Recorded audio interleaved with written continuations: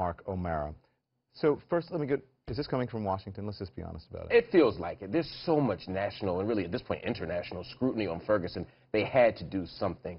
The local police department feels corrupt. It feels unresponsive to the needs of the public. Whether they're right or wrong isn't even the issue here. It's the appearance of being unresponsive that's the problem. Mark O'Mara, will this help things out at all, you think, in this situation in Ferguson?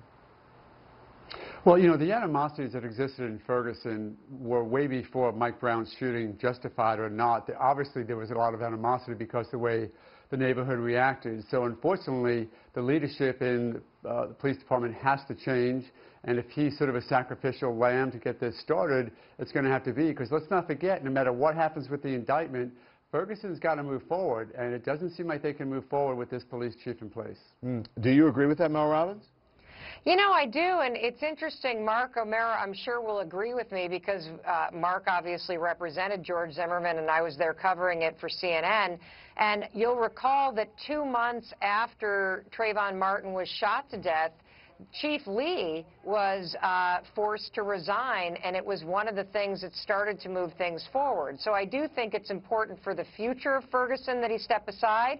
But I heard our colleague Mark Lamont Hill say earlier that he thought that this might be some of the PR moves towards softening the blow in case that there isn't a vote to indict. And my initial reaction, Don, was, holy cow, I wonder if they're getting signals from inside that grand jury that there's not going to be an indictment, and they're starting to do things publicly to kind of play this down, Don. And that's how people feel on the ground. Okay. Michael Smerconish, you know, you have covered this a lot on your show and on your show here on CNN and on the radio.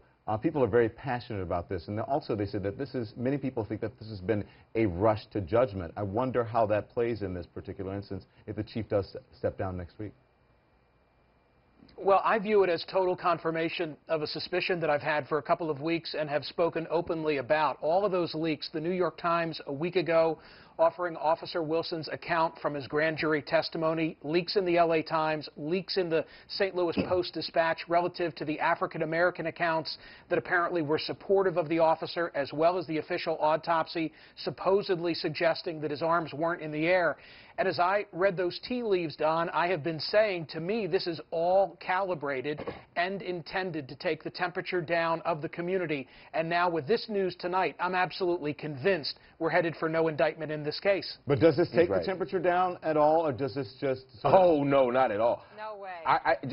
In the 15 minutes since we've been talking about this, I've gotten text after text from local activists, local organizers in Ferguson who are saying that this infuriates them because it feels like a PR move. It feels as if they're being faked out. And as a result, I think it's going to ratchet things up. Again, it's not a question of right or wrong. It's how people are feeling right now. Mel, why do you say no way? Well, I 100% agree with Mark. They really, on some level, Don, don't care about the chief of police. They care about Michael Brown getting his day in court and there being justice served in this case. And if there's no indictment, when you have a process where it's been leak after leak, as Michael Smerconish has been talking about, it doesn't feel like justice has been served. So I think they're looking at whether or not there's an indictment, Don, as the only litmus test as to whether or not justice is served. So not just maybe the beginning of something, right? Maybe it's the beginning of something, but instead of just being the beginning of something, you guys all think it's a setup to the officer not being indicted, disappointment on the side of, just from, as Michael Smerconish says, reading the tea leaves. Mark O'Mara, go ahead. Yeah, I'm very frustrated because it does seem like a sort of juvenile semi-conspiracy to try and appease the black community in Ferguson. There should never have been leaks. There still shouldn't be leaks. If the chief has to go, so be it, but I'm very frustrated that what we're doing is letting out the process a piece at a time, because then it denigrates whatever the grand jury is going to do is going to be suspect only because of those people who let out these leaks ahead of time when they shouldn't have. Go ahead, Michael. Well, I would like to think that it all is going to come down to what the evidence shows and that the reaction is going to be predicated by the facts. I've long said that that which we know about Ferguson is outweighed by that which we don't know. I mean, what's been going on behind closed doors in that grand jury really ought to be that which holds sway for all of us, folks who are in that community and people who are paying attention on a national level. So I'm not going to base my judgment as to whether there's an indictment or not. I'm going to base my judgment as to what was the basis for the decision that led to that call. Yeah, but see the problem, Michael, and I agree with you, that's exactly what we should be doing, but I think that presumes a level of trust in the system itself. And I think because of the lack of transparency, because of the leaks, because of how the Ferguson Police Department had responded initially, the people in the town don't trust the system. They don't trust the justice system at all, or primarily they don't trust the law enforcement agencies. They don't trust the police chief. And as a result, it's going to be hard to just believe that the grand jury as such is trustworthy. Okay, let's pull back here because there's a lack of trust in the system. And was that Mark O'Mara wanted to get in?